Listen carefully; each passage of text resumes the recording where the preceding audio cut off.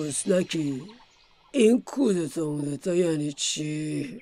کودتا اغلب یه جور براندازی حکومته که در اون نیروهای نظامی معمولاً به صورتی ناگهانی و غالباً خشونتبار کنترل کشور رو به دست میگیرن. یعنی چی کار میکنن؟ خب در کودتا معمولاً یه نیروی نظامی تصمیم به تغییر حکومت میگیره، بعدش هم حمله میکنه و غالباً مقامهای سیاسی این کشور رو دستگیر میکنه. در اکثر کودتاها برای مدتی حکومت نظامی برقرار میشه.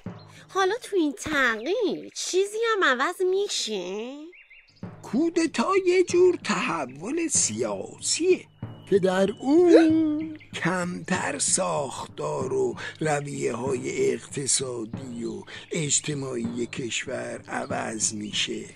اکثر کودتاها فقط باعث تقویت استبداد میشن و نتیجهشون به وجود اومدن یک نظام دموکراتیک نیست.